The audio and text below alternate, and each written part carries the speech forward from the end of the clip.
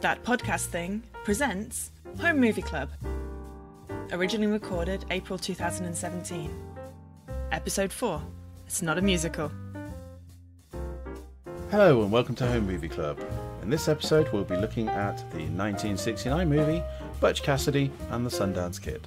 Today, as always, I am delighted to say I am joined by Joe Carter. Yeah, 69. It's going to be one of those podcasts. Daisy Swaffer. Hi. And as always, my lovely wife, Sammy Kelch. Word. Right, so yes, today is Butch Cassidy and the Sundance Kid. Or as it was originally titled, The Sundance Kid and Butch Cassidy. Yes, which doesn't really roll off the tongue as much, but that might does just be because this is what we know it as. Yeah. So I guess, yeah, let's get some opening thoughts. Joe, do you have any opening thoughts? No. Nope. Okay, fair enough. Daisy, do you have any opening thoughts? I was expecting a western, and it was a western. Mission accomplished then. I was expecting a musical, and it was not a musical. Or were you? Who on earth would think it was a musical? Oops. And Sammy, any initial thoughts from yourself? Babies! I love them so much. Huh? There were babies? Did I miss believe that she part? means the characters. The characters are my okay. babies and they're so It was pure an and I love endearing them. term for the characters. Okay. They're so pure for murdering, bank robbing, thieving. The death count was Bad 30. people. Oh, wow, you had a death count? I was not paying that much of attention. I'm the facts and stats person. I know the stuff. Oh. Impressive. I always come out I with thought it facts, would be you know more this. than 30, but... The actual deaths on screen, 30. Wow. That's Okay. quite a lot. Interesting. Dave, Well, initial thoughts. Yeah, no, well, yes, my initial thoughts, as I seem to say with every one of these so far, I thought I'd seen this before, and I had seen this before, but I didn't remember an awful lot of it. However, I did enjoy it, so yeah, let's get into the meat of it, the plot of the film. Again, it's an interesting film in that there doesn't seem to be a vast amount of plot involved. There's not a lot that actually happens, but what does happen seems to happen over a longish period, and is also it's an interesting film to watch. Don't get me wrong, it's not one of these where it drags on by any stretch. Really? Okay. Oh. Someone seems to disagree on that one then. Wow. All right, so let's start off at the start. It was kind of orangey brown at the start, and I was Sepia. like, "What? Yeah, what is going on with this film? The whole thing's not going to be." Then they went out and it was coloured, so I was Oldie-timey. confused. They were making sure we knew it was oldie-timey. I did not remember the oldie-timey, like, sepia sort of live-action sequence at all. No. So that really threw me. I was like, is this just a really weird print that we got? And then it transitions into color, and for some reason, I mean, it was about 15 years ago the last time I saw this film, but I did not remember that at all. Yeah, I was So- a bit worried the whole thing was going to be in sepia, and I was like, oh, I Yeah. don't think I can watch this. I was starting to Yeah, question yeah. my own memories. It was an experience that, yeah. So yes, the film starts in sepia tone for what is the opening of the film. They were playing cards. Someone accused the Sundance Kid of cheating. Butch tries to smooth it over. Sundance Kid is very stubborn and just wants to be invited to stay. Dude is not having any of that until he finds out who it is, and then apparently that makes it okay, and then he's invited to stay, and then Sundance Kid shoots his gun out of the floor and then shoots the gun over the floor. So we know that he's the sharpshooter, and that they have Yeah. respect amongst gambling types. It is a good Yeah. establishing scene. Possibly less respect, more fear. But Yeah. so that's the initial film, and that is all in sepia, and for some reason that had completely been blanked from my mind. Well, I think that's the only bit I actually paid attention to. Oh dear. Oh dear. So yeah, this is set in the late 1890s, so coming towards the end of what was seen as the Great Wild West. Oddly, approximately 20 years before the scenes of Red Dead Redemption. So Hey. And as we're told, most of what follows is true. most of what follows is true. That, yes. that was cool. So it's actually based on a true story. It is based that on what it's actual saying? people who actually existed. Yes. The sister of Butch Cassidy was down at the set quite a lot during filming and said that they actually captured, like, Paul Newman and the script were capturing Butch quite well. Oh. Oh, right. I mean, I think the reason it's most of this as opposed to all of this is true is simply because actually there aren't any real records of what happened at the end. Although we won't get to that just yet because that is a spoiler. Mm-hmm. So yes, There is an end. There So is an really, end. if you're already listening to this, go and watch the movie first. Yeah, watch it first. Actually, if this is a fair point, Oh. you probably shouldn't come to this without having seen the movie, because otherwise you'll have no idea what we're talking Yeah, about. It's on advisory. Netflix. This podcast contains spoilers for Butch Cassidy and the Sundance Kid. So we see that they're called the Hole in the Wall Gang, which to me Yes. just made me think, what, do they rob cash machines? I didn't know they had cash machines in the Old West. Well, apparently Hole in the Wall was actually a formation of rocks, so that's what it was called. Well, they were originally called the Wild Bunch, but there was They a were. movie came out just a few months before called The Wild, Bunch. And so Yeah. they thought that might be confusing, let's change it. Although I think actually the original gang was called the Hole in the Wall Gang. So They were that's known where by that came several from. names, but they were most widely known as the Wild Bunch. So we meet Butch Cassidy and we meet Sundance Kid in a saloon gambling, and they ride back to their hideout. And then it goes into colour. At that point, as soon as you get the large vista of the great outdoors, it does indeed go into colour, which is good, because a film of that length all in sepia would have been quite painful to modern eyes. Although we generally watch films of that length in black and white and don't think of it, so I think it is just a style thing. Yeah. I'm cool with sepia. They go back to meet their gang, but there is trouble at Mill. because Mutiny! Oh no! One of the gang members decides that because Butch Cassidy, who is supposedly the leader of the gang, is away so much that actually he wants to take charge. On the way to the place where they have the gang, though, I quite liked the bit that kind of set up who Butch is, what kind of character he is when he's talking about himself. And he says to Sundance that he's got vision and the rest of the world wears bifocals. Mm-hmm. Yes, I made a note of that as well. I thought that was a nice line, although I'm not sure bifocals... I guess bifocals must have been available in the 1890s.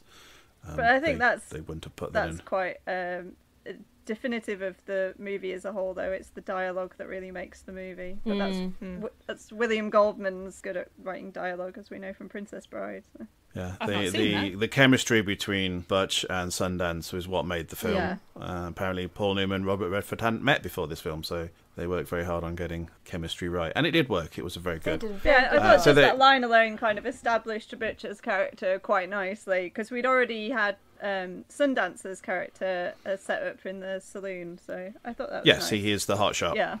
So yes, they go back to the gang hideout, and they are challenged by Harvey. Harvey's a big muscular guy who, there's no way Butch can beat him in a pure fight. So he, I wouldn't say cheats, but he thinks on his feet. Again, setting up the character as sort of very quick-witted. Yeah, he wins using his brains instead of his brawn. Well, with a bit of brawn. Yeah, Yeah. with a bit of brawn and kick him in the knackers. Without so, any, actual possible fatality injuries, which is good. Yeah. Yeah. All fun. The reason that they are talking about mutinying is because Harvey has had the idea of hitting the Pacific Flyer both on the way in and on the way out of its destination. The logic being that they won't expect it both ways, so there's more likely to be money on the way out than there is on the way in, and there should be less defending. This is not how it transpires, but we'll get to that shortly.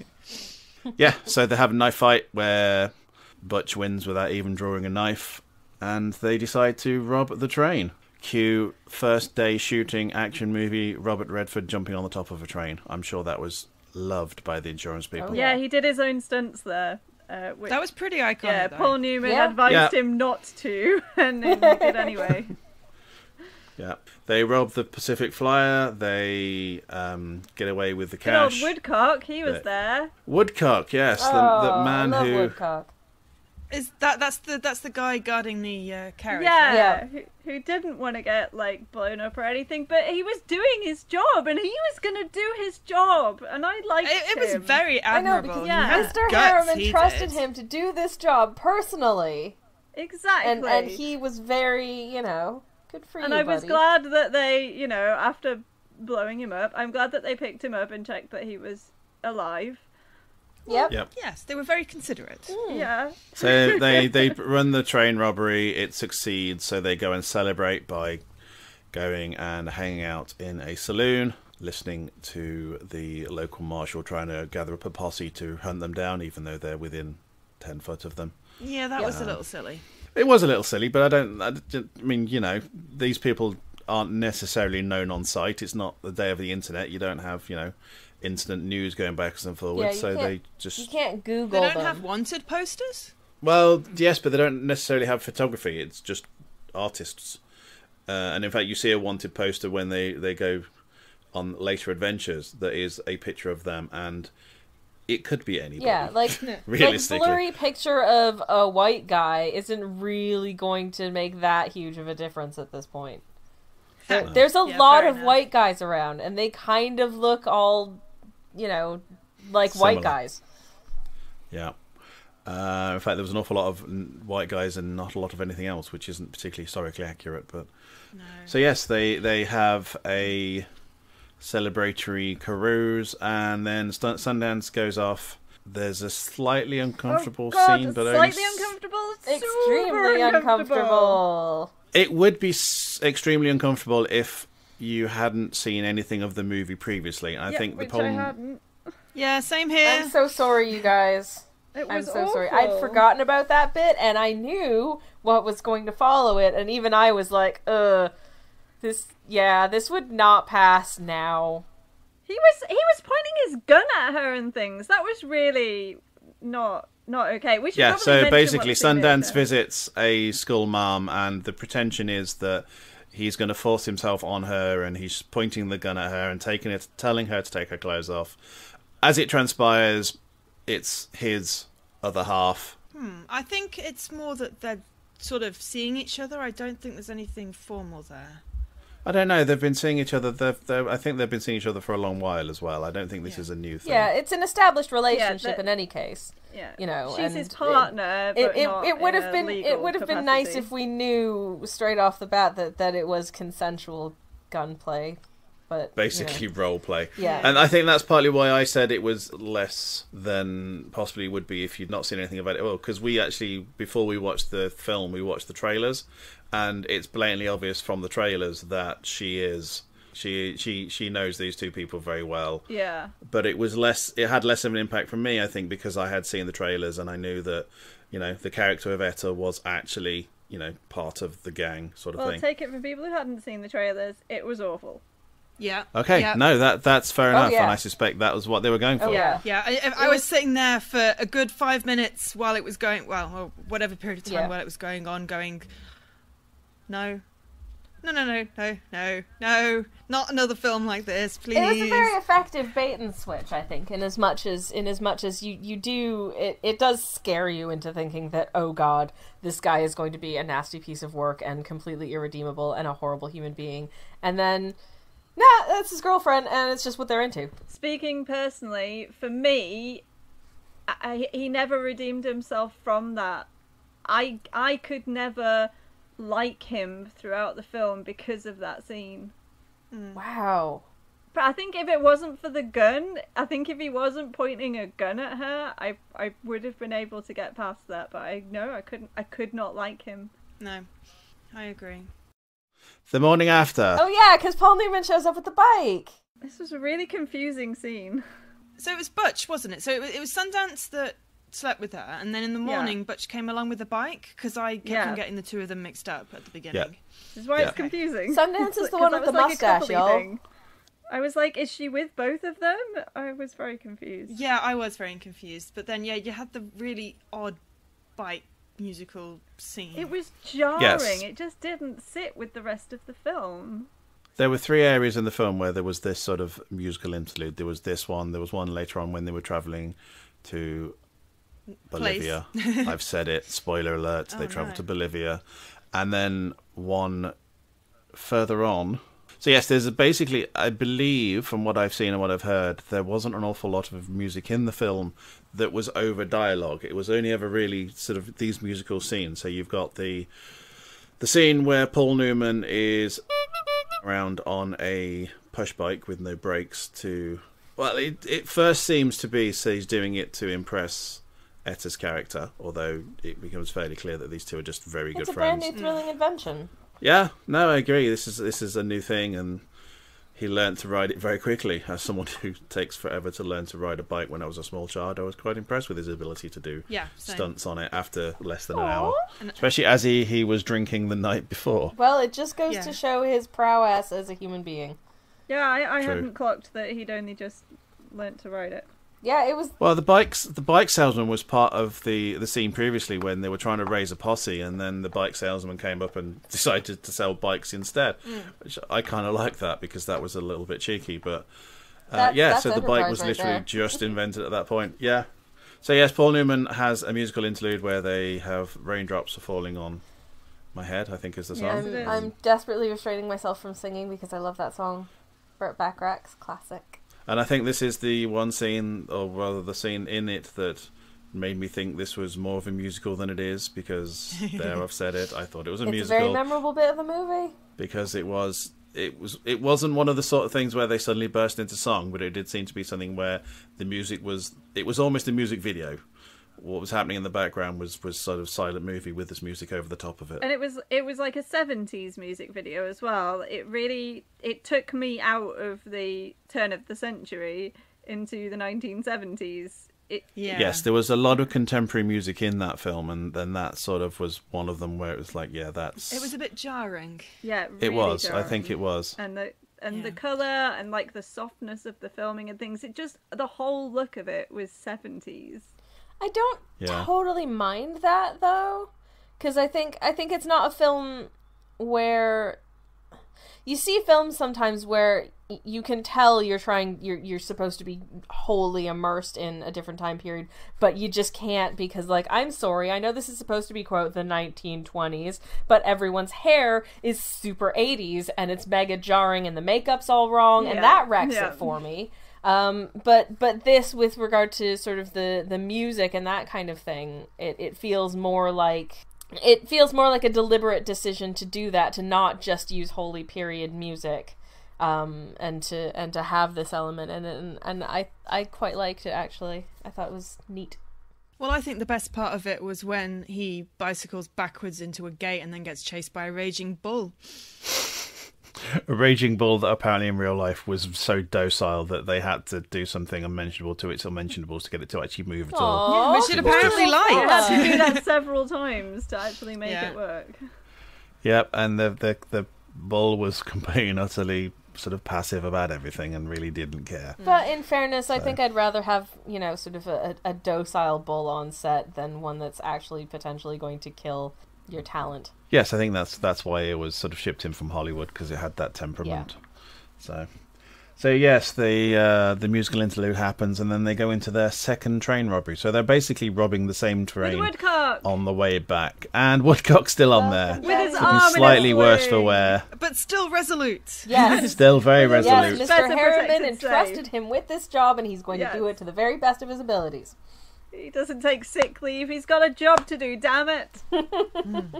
Yes, so they open the cart up with a little bit of trickery, and they see that the safe has been reinforced. So they use more dynamite, and in fact they use far too much dynamite, and blow the thing to smithereens. And at this point, no one's actually.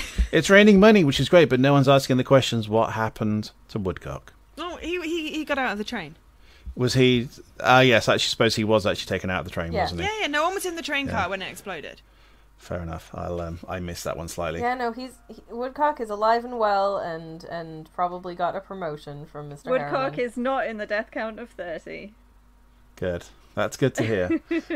So yes, they blow the second. Basically, they blow the entire thing to smithereens. You end up with a situation where you have raining money. And then a second train appears, which obviously is a little unusual. It's a teeny tiny train.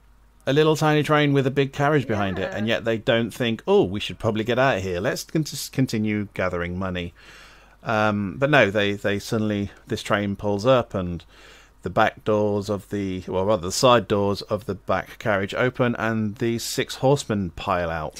The 6 horsemen of the... Wait, no, wrong movie. Not quite sure how they got 6 horse in there, and yeah, so... Well, I know how they did it in the film. Well, I know how they did it in Yeah. real life, but in this, they supposedly had the 6 people in there, and Really they all cramped it charge out. together. It must have been very smelly.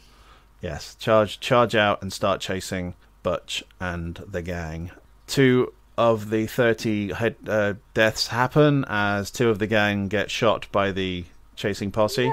Never worked out who those 2 were. I wasn't sure if they were supposed to be Flatnose and News, or whether they were just red shirts, but They're not they Butch die. and Sundance, therefore they're not important. But they weren't Butch and Sundance, and that's what matters. Yeah, it was the red shirt cousins.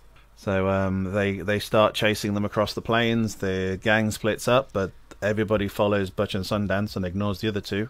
And so what is actually quite a long, possibly overlong chase sequence, where they get some very pretty cinematics of the Wild West and, you know, the landscapes of the area, as they're just incessantly chased by the posse, and they're trying different things to escape. They get rid of one of the horses. They try and sort of climb, go over rocks and go through water, and nothing seems to be working. Eventually, they ride themselves into a corner and find themselves at the top of a tall gorge. Can I ask a question here? Yes, of course. Well, because I can't remember exactly when in this sequence, but they started talking about the people that were following them, and I swear they said Voldemort.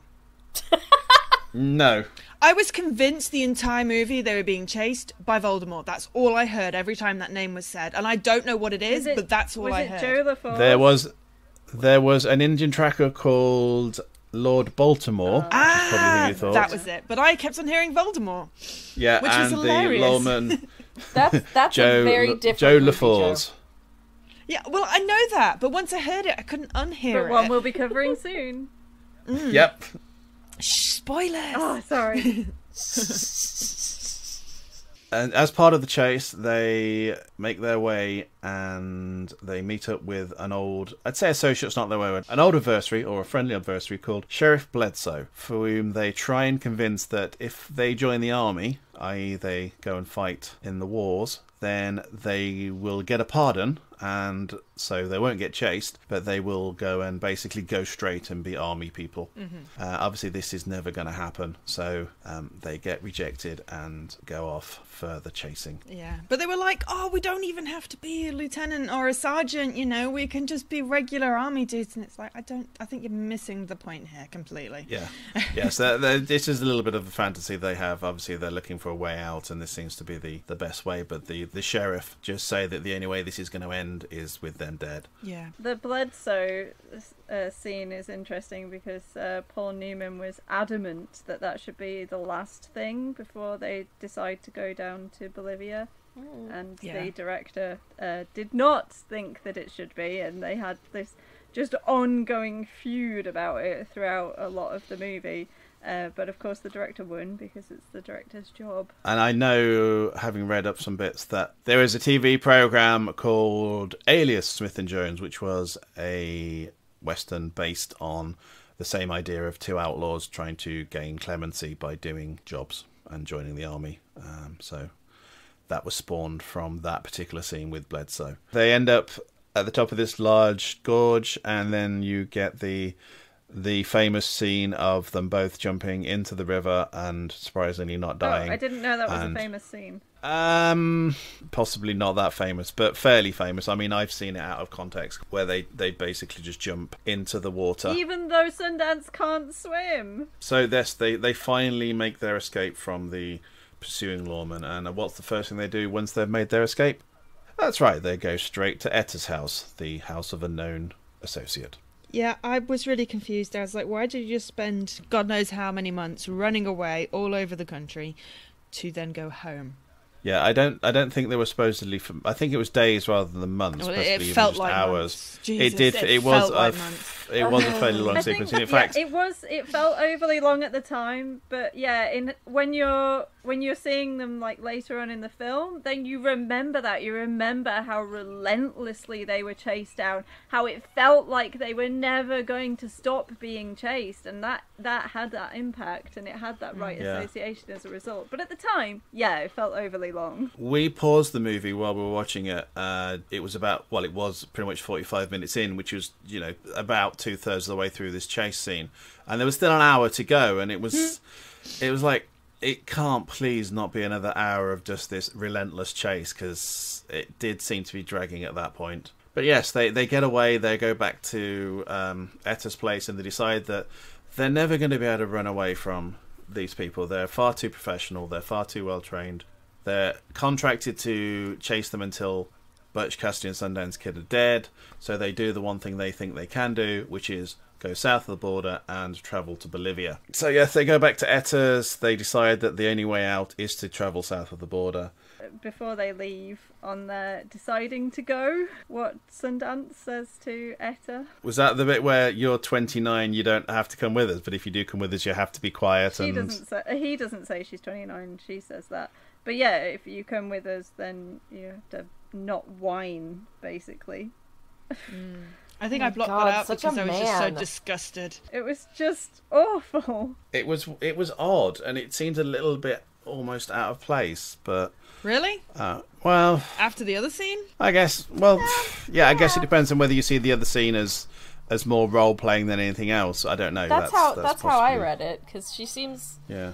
Awfully fond of both of these characters, and it doesn't feel forced to me that she does. It just seems like they're all pals. In real life, she was a prostitute and not a school teacher, so they're very good at faking it. In real life, she was potentially a prostitute. Okay, we're not fine. sure on yeah, that one. Isn't the history of Etta as an actual person quite patchy? There's not a lot that's known about her. Yeah, I think there's like one photo of her, and that's about it. Yeah, so. Yeah, but I think it was that photo that prompted whoever it was that wrote the script or directed to go, oh, she's too pretty to be a prostitute, we'll make her a teacher. Yeah, it was William Goldman who said that the prostitutes, or photos of prostitutes he'd seen at the time, looked kind of aged and a bit haggard, and that she didn't have that impression at all, so she must have been a teacher. Okay. Man. Sorry, Dave. Yeah. No defending that one. Well, regardless of whatever her vocation was, I think as a mysterious lady, she was quite interesting. Oh yeah, she was. I didn't catch her name in the entire film. I had to look up what her name was after the film finished, because I never actually heard her name. Well, Etta, no, it was said. I'm sure it was a said, few but times, I definitely. never caught it. I think that might be because it's not an obvious name. Yeah, possibly. So I still, up to the end of the film, did not know what her name was. So we have this weird interlude thing where they're heading to Bolivia via New York. I was convinced this was the end of the film, and I was really happy because it had been dragging on. But no. And then they That was the arrived in a halfway courtyard point. with chickens, and I got very confused. I was like, what, there's more? Yes, I believe the whole point being that you can't get south of South America without basically taking a boat, and the only boat was New York. So they travelled to New York and then got a steamship down to Bolivia, and then a train from wherever the steamship drops to wherever they ended up in Bolivia. But yes, so they travel, and this was the slightly weird second musical interlude where they had lots of shots of the three of them in New York having a gay old time, despite the fact they're on the run from the law and they've got this top lawman chasing them. They seem to spend quite a lot of time waiting, having fun. I don't know, that might be because they were waiting for the ferry, which only went once in a blue moon. I don't know whether that was actually historically accurate or I have what. not looked up historical ferry schedules. I'm really sorry. No, and I really wasn't paying attention at this point because I thought it was the end of the movie. I basically turned off during this whole sequence. So they make their way through various means of transport down to Bolivia, which was originally described by Butch Cassidy as paradise, where there were sort of easy pickings, both sort of in the thievery and other ways, but actually they get there and the place it's a poverty-stricken, backwards It's rural. It's Mexico. It's rural. Actually, when I say backwards, I think that's how it was actually. I felt that's how it was actually sort of shown in the film, and all the police and all the inhabitants of Bolivia were somehow less intelligent and less with it than the Americans were, and Americans were out to outwit them really easily, which I think was a little unfair. Yes. Yeah.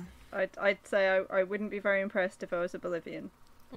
Not least with everyone having Mexican accents. Yes, because that wasn't Bolivia, that was indeed shot in Mexico. Yeah, and it was really weird because they turned up all in their hoity-toity things, and her with a hat and her hoop skirts, and the look of disgust at the chickens. Those chickens were... Did you see the baby pigs? Did you see the little piggies? Adorable. Can we take a moment to further my dislike of Sundance there?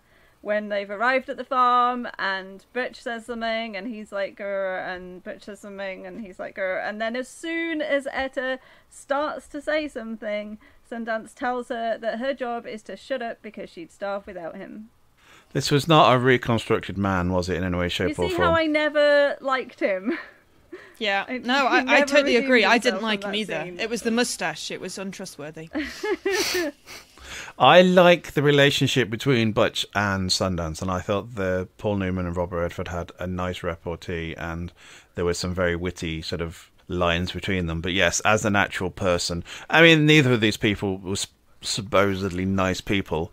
Butch was supposed to be suave and sophisticated and very charming, but I believe in the sort of in historical senses, Sundance was always seen as one who was very quick to anger and had a terrible temper and was a dangerous person to be around, which wasn't particularly played in the film. They could have made him a lot worse, but I think he would have made him a lot less likable in any way, shape, or form. I read a lot of what he said as banter rather than just being a douchebag. Yeah, but if it's not funny, then he is just being a douchebag, and that's not banter. Yeah. No, you were seeing it how they intended it to come across, whereas I was not seeing it like that. Me either. They get to Bolivia. They realise that although they want to continue their life of crime, they don't actually have the language skills to speak Spanish enough to actually rob banks. That was pretty funny. Seems like kind of a major oversight, weird. You guys. Like, okay, I know that... I mean, this is what? This is the turn of the 20th century. Not everyone speaks American, okay? The way there before they go in. Don't tell me how to rob banks. This is what I do. Go in. Oh, okay. Let's just turn around and go out again. Yeah. The poor bank teller's like, are you here to make a bank transaction? Oh, Would you like to open an account? Hello. How can I help you? And they're like, I feel like I needed subtitles here because I didn't have a clue what anyone was saying. See, we had subtitles. We had subtitles on, and Spanish. It was in Spanish, so it didn't help. Oh, right. Yeah, okay. So I would have liked English subtitles at this point. Yeah. I think the whole point was that you were not supposed to know what they're saying. You're supposed to just get a rough gist, and you're supposed to be in the same boat as Butch and Sundance, in that you blatantly just realise that it's not going to be as easy as you think it does, because you don't speak the language, you don't know enough to actually tell people to do what they need to do whilst you're doing a bank job. So yeah. Unless you happen to be a Spanish-speaking viewer, it's kind of immersing you in the emotional experience of being someone, who suddenly finds themselves in a place, in a situation where they do not speak the local language. Yeah. And how do you cope with that? But it's fine, because thankfully the lady they brought along with them speaks Spanish. That's a nice plot twist. Yeah. So yes, they get taught Spanish by the school teacher. So they get very specific Spanish. So I'm not sure what would happen if they got asked something else. They probably say, "Put your hands up, get back against the wall." Yeah, exactly. Yeah, they've true. got guns. I guess so if at you're that the one point, making it doesn't matter quite so much. As long as they can get across, I'm pointing my gun at you because I want you to give me all of the money in the bank. That's the most important thing. If the person then says, I don't know, Julio has 7 apples and wants to go to the library. They're going to be a bit stuffed at that point. So they begin their life of crime again, and they learn enough Spanish to actually rob banks. And this is the last of the 3 musical interludes where they Hang on. They rob a bank in Bolivia and then they get chased. Isn't that right? Or is that because I really wasn't No, it's a montage of different robbing Where even jings. even Etta, Robberies? Robberies. where even Etta is involved in the robbing as well. Yeah. So, and they have the dabba dabba dabba da musical My piece. I don't know what that's actually called. Yeah, Let's I just think call I it the just Dabba Dabba totally Da blanked piece. that one out. I didn't realise there were 3 musical interludes. At this point, I'm like, I have no idea what's going on. I'm really sorry, but everyone I've ever seen this movie with has hated that sequence, and I love it so much. I mean, musically, it's contemporary, so it feels out of place. It's very 1969. But yeah, it does seem slightly odd choice, but it basically just shows them robbing several different banks and just becoming notorious in Bolivia as Las Banditos Yankees. Yeah, because they were Yankees. Yeah, that was it. Las Because Banditos they're Yankees. American bandits. So And they were a lot more prolific and notorious in Bolivia than they ever were in America. but again, the entire sequence is sort of shown as the Bolivian police being bumbling and Yeah. Really? I thought Not- they were more on point than they came out the bank and started chasing them. Unless Well- I just really wasn't paying attention properly.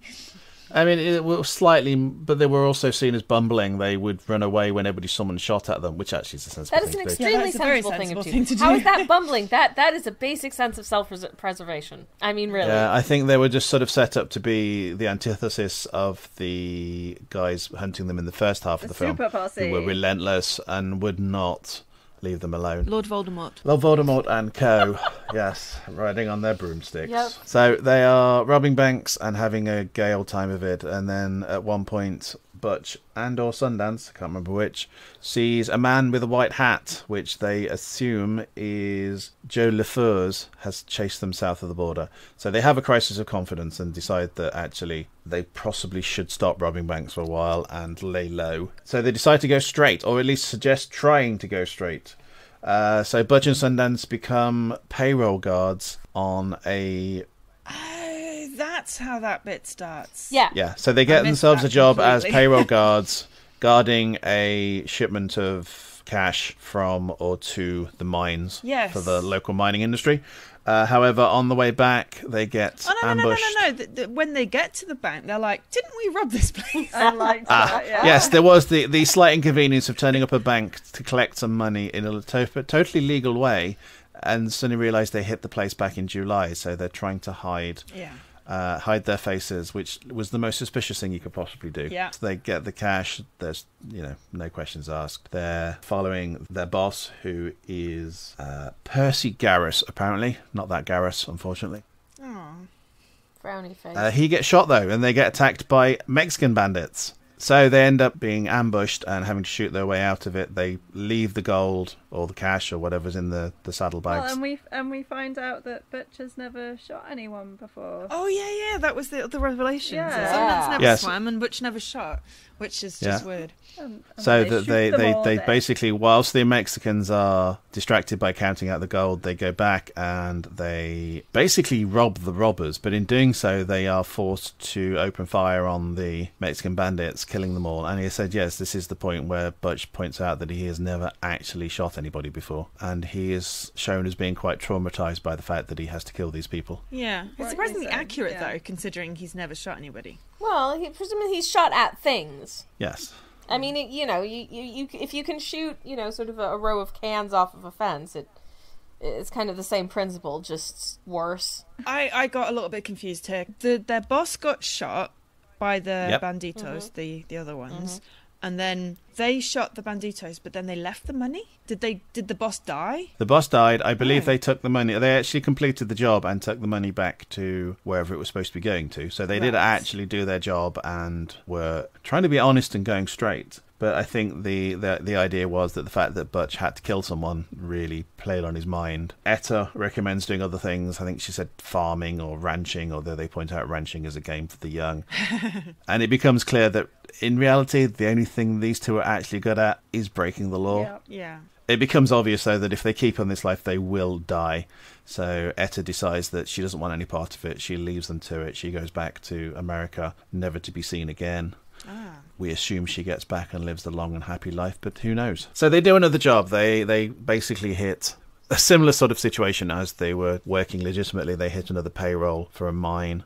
They go into town with a mule packed with gold. However, the mule is branded, and this brand is noticed by a small boy who runs and tells the local law enforcement. Butch Cassidy and Sundance are sitting talking about things. They get offered some food, but suddenly their table gets shot. I'm not sure what the table's done to deserve that, but there you go. Poor table. And then suddenly we're in the middle of a big gunfight, and they are facing off against several Bolivian lawmen. But was it several, or was it just one? There's one way to find out. Stick your hat in the air and see how many times it gets shot. As it turns out, about was half a dozen within about a second. More than Rest one. in peace, hat.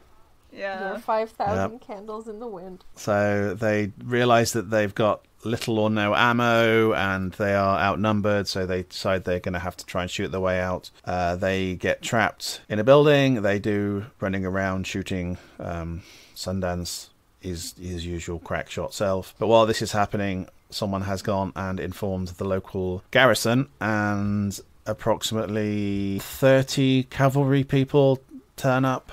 I liked it though when they turned up and they were like, well, what are we facing here? And the guy's like, 2 guys. What? 2 guys? Yeah, 2 guys. Yeah. What? But it's the Banditos Yankees, and they're like, okay, let's do it. So yes, they end up with this shot where both Butch and Sundance have been injured in the firefight. They crawl into a building for cover. This is where they have the discussion about moving to Australia, Yes. because they speak English there. Although at this point it's fairly obvious that neither of them is under any illusion they're getting out of this alive. They've both been shot quite heavily. They load up, get their guns ready, and rush out, all guns blazing, only to be mown down by... No, we don't see that. She's right. We see a freeze frame. We see a and freeze we hear frame. the gunfire. After which they could conceivably have survived, lived happily ever after, gone to Australia, And allowed become for the conspiracy farmers, and theories. probably, died of exposure in the outback because they didn't bring enough fluids with them, or been bitten by a poisonous spider, like the second they got off of the boat, or attacked by drop bears. Or they could have just, retreated into the bush and lived off of, delicious ants and Davidson plums for the rest of their very long lives, happily ever after. Yes, I think that's exactly what happened. Yes. Following the freeze frame and the large amount of gunfire, I think the assumption is they both die there. Well, there is story that actually Butch Cassidy did survive and went and lived with his sister for many years before dying sort of in the early 30s. Yep, but there's no proof of this. Conspiracy theories on that front. But I think logically and realistically they both met their end at that But their point. legends live on forever. But I liked that they didn't actually show us them dying. Yes, no, again, it just went Just into the a other 30 sepia. people. Yeah. Yeah. Went into, 28 people. Oh, was those two not classed as 30? I'm not sure. They're not an on-screen death, I suppose, so they probably Yeah. weren't. I did like that they made great pains in the final shootout to have the fact that a revolver only holds 6 shots, so you would shoot 6 and then have to reload. And they made a big deal about having to reload right until the very end, where suddenly they had an infinite amount of bullets in their guns. It was a movie gun.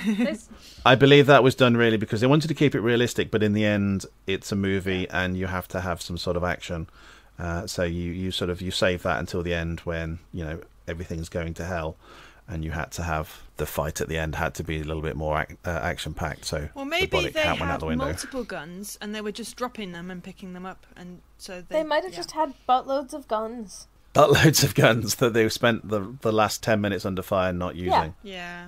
I think the correct term is butt ton, but yeah. Butt tons of guns. Yes, that's correct. That's scientifically, a butt ton. Is a So measurement. the idea is that they died at this point, and we get possibly the world's in the version we saw, possibly the world's shortest credit sequence, which must have been all was of on Netflix 10 too. seconds. Yeah. I was like, what have they done with the credits? Where are the credits? Were the credits not at the beginning? Well, there was more at the beginning. Yes, it was one of these films that had an awful lot more at the start than the end. And actually, on the DVD there is a alternate cut for the credits, and that is at least 30 seconds long. So even that one isn't very long at all. But that's something that you used to see in a lot of older movies, is that, sort of the end of the film, we don't have this long, 12-hour thing that we have now.